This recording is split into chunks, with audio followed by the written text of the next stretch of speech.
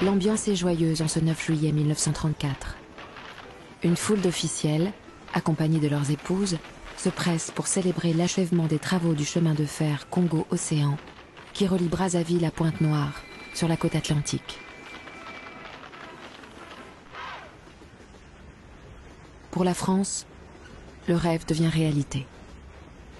La voie de communication permettra l'acheminement des richesses naturelles de ces colonies vers la métropole.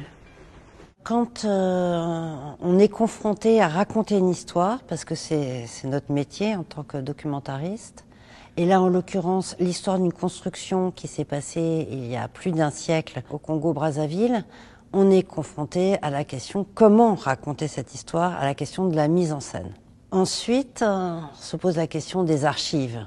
Un ami passionné de livres me dit qu'il y a chez un bouquiniste à Toulouse un album qui est très grand, en cuir, magnifique, qui a été réalisé par le gouverneur général d'Afrique équatoriale à l'époque, Raphaël Antonetti, qui est un des protagonistes de cette histoire, qui a été réalisé à l'occasion de l'inauguration de cette voie ferrée et qui montre le chantier avant, pendant et après sa réalisation, tout au long des 500 km de construction de voie ferrée de Brazzaville à Pointe-Noire. Et en gros, cet album a été réalisé pour répondre au scandale qui s'est produit à la fin des années 20 suite aux articles d'André Gide puis d'Albert Londres qui dénonçaient le taux de mortalité extrêmement élevé sur ce chantier, dû entre autres au fait que ces ouvriers travaillaient uniquement à la main, à la pioche ou à la barre de mine, mais aucun outil électrique. Et tout le texte de cet album est pour la promotion des bienfaits de la colonisation et sur le fait que les ingénieurs blancs ont bien travaillé. Le livre, en revanche, passe sous silence la déportation massive, le travail forcé et la perte de milliers de vies humaines, celle des travailleurs africains.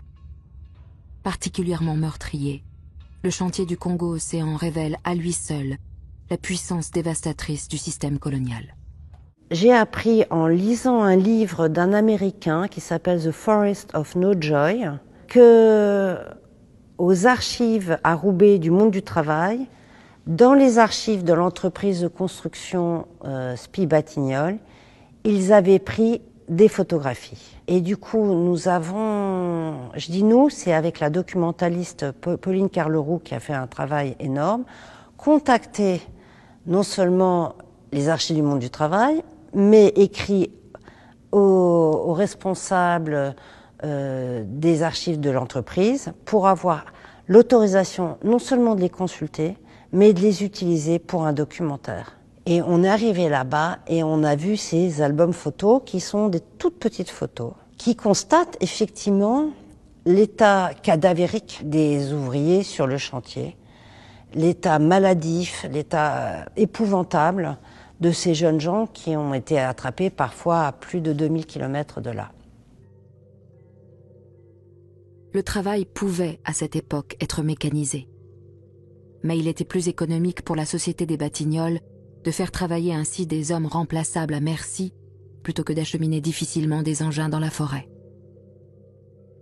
Suite à ça, il y a eu un nouveau miracle, c'est que la documentaliste a retrouvé 2 films de propagande qui eux aussi ont été réalisés pour répondre au scandale. Il y a un film du ministère des colonies de l'époque et l'autre fait par un ingénieur qui dit « Attendez, il y a un scandale avec Albert Londres, c'est complètement faux.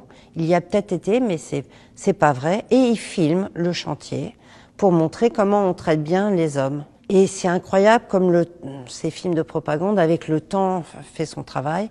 Et sans que j'ai besoin de dire tout de suite qu'il s'agit d'images de propagande, je les utilise dans l'autre sens. Elles montrent, là encore, les terribles conditions de travail d'hommes qui sont nus, qui n'ont pas de bottes, qui n'ont pas de vêtements et qui ont juste des baramines pour travailler une roche extrêmement rude, à pic.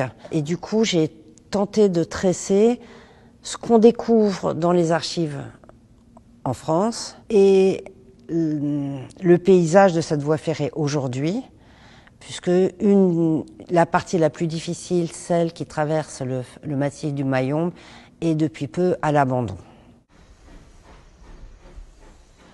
Il aura fallu 13 années pour construire seulement 512 km. Il est impossible en revanche de connaître le nombre de victimes. Entre 17 000 et 23 000 ouvriers auraient trouvé la mort lors de la construction de la voie ferrée.